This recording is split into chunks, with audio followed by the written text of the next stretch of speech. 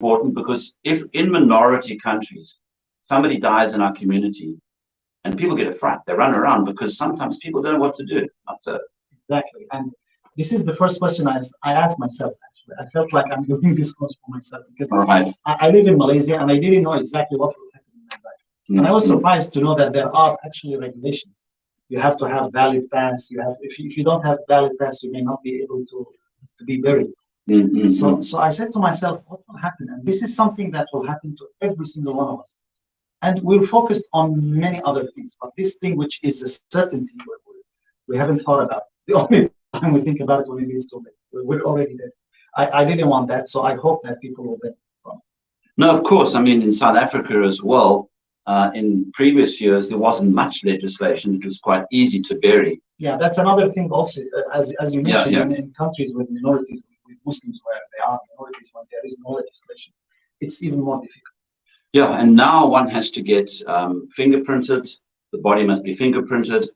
You have to have a doctor to sign off, etc., which I'm sure is exactly the same in Malaysia as well. But I think people need to know these things. That I'm sure the point is, if we do our homework before, everything is in place before, when a person passes on, it becomes just a little bit easier. Exactly. That's the whole idea, that to make the process easier, because the notion, the idea of death itself is it's difficult. So why not try to make it easier? We know we are going to have this journey, no matter what. Whether we try to ignore it, whether we try to delay it, it's gonna happen. So little preparation would be good. Now, obviously, the focus is obviously the janaza. And around everything, not only actually the janaza, but also the concept of money. And I have seen that because I'm specialized in inheritance, division of money after. A lot of disputes, a lot of conflicts happen where before death everything was fine, and then because of the issue of the money, people weren't ready for that, didn't know what they're supposed to do. Even though our religion is perfect, alhamdulillah, we have everything in our religion. But sometimes people forget about that. So I'm trying to raise awareness about the laws of inheritance as well. Yeah, in fact, before any of us close our eyes, to me, it seems like it's almost a farad ain, actually, to, and I'm taking a bit of a dive here because I'm not an expert in Sharia, but that inheritance, getting our inheritance sorted out, last will and testament, is of paramount importance, isn't it? Because that again also can give a family a lot of peace of mind. And if we do our wills incorrectly, the master of the court in South Africa will turn down the will. You get declared intestate, and you have to go through a very lengthy process. So obviously, there will be a focus also on the will, as you said, because it is important. And many people I ask them every time, because we have a subject at the full program, at least we have a subject of inheritance. And first thing I ask my students, do you have your will ready? And many of them say, I don't have money. It's not about money. It's not just about money. It's about everything else. So that's again another thing that will be focused on during this course. And of course, I mean, it's very important, isn't it? I mean, even if we might have a pet mouse or something, that pet mouse has to go into the last will and testament if it's still alive, or a book, or a piece of furniture. What will happen? Everything has to be laid out. Scholars used to call the knowledge, the science of inheritance, they used to call it nisful and half the knowledge. Because everything we learn in our life, it is about when we are living. It's like you learn how to perform Hajj because you are alive, you need to perform Hajj. You learn how to fast because you're. Once you die, that's where the role of law of inheritance. So that's why scholars used to call it nisful and half the knowledge. And of course, some people say that the inheritance thing can get quite complicated. You say that you're an expert on it, and I'm sure in the course, you're going to be showing people attending the course a pretty simple ABC of how to start going about it. And I'm sure you're going to recommend that if anybody's unsure, they must go and approach an alim or somebody in the legal profession who knows about these things. Because let's start with what concerns us.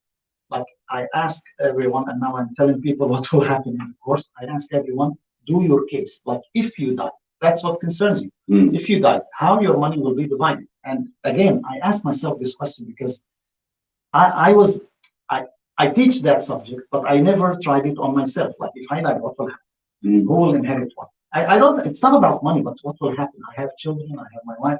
So that's where the idea came. And I said, Subhanallah, I never thought about it.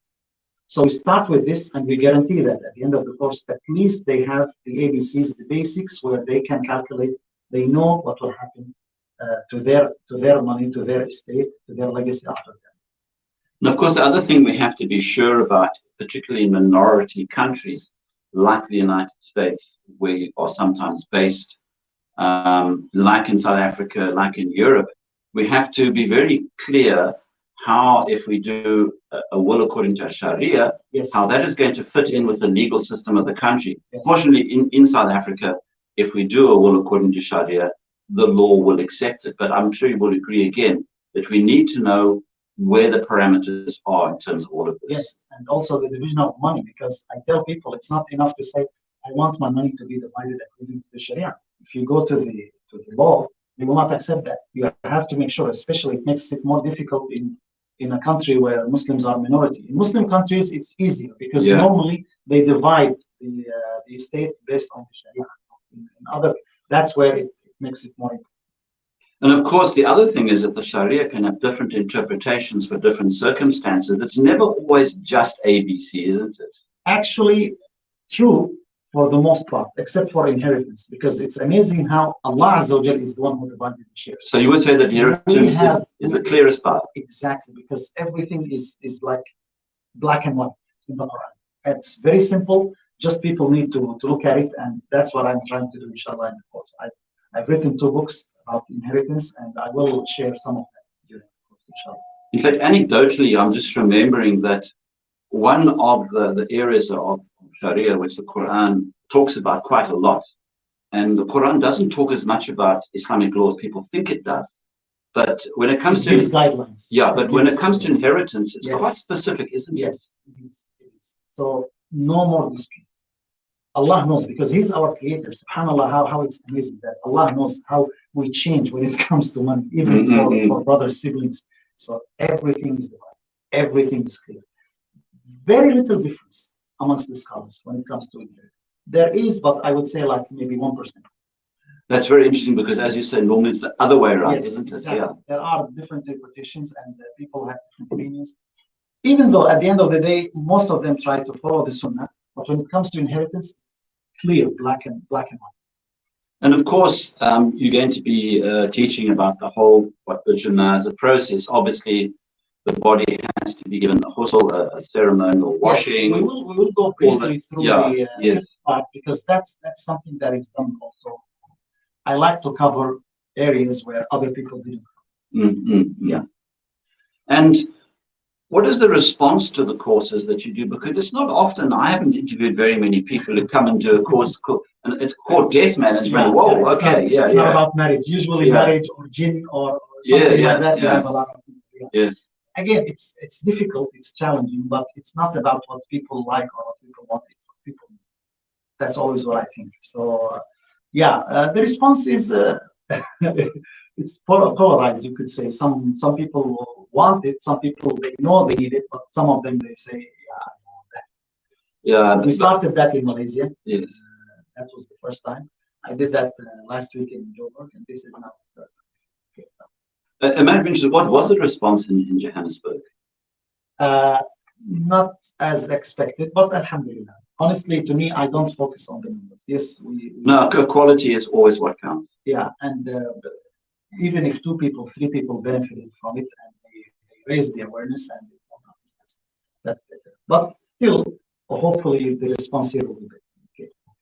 Of course, I mean, there's an extra importance on your course, because just recently the High Court of this country ruled that Islamic marriages have to be accepted per se. I just learned that like 10 minutes ago. I wasn't aware of that. I didn't know. And that changes the game, doesn't it? I can see you smiling on that one.